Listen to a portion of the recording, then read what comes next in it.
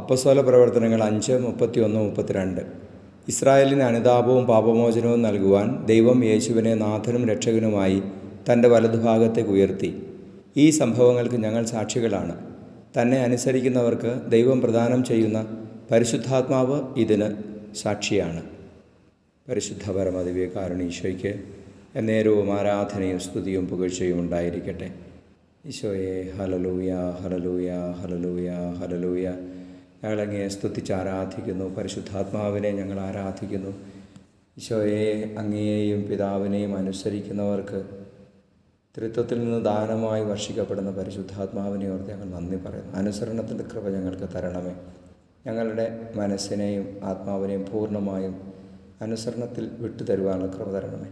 നമ്മുടെ കർത്താവ് ശംശിഹായുടെ കൃപയും പിതാവായ ദൈവത്തിൻ്റെ സ്നേഹവും പരിശുദ്ധാത്മാവിൻ്റെ സഹവാസവും നിങ്ങളോടുകൂടി ഉണ്ടായിരിക്കട്ടെ, ഇപ്പോഴും എപ്പോഴും എന്നേക്കും. ആമേൻ.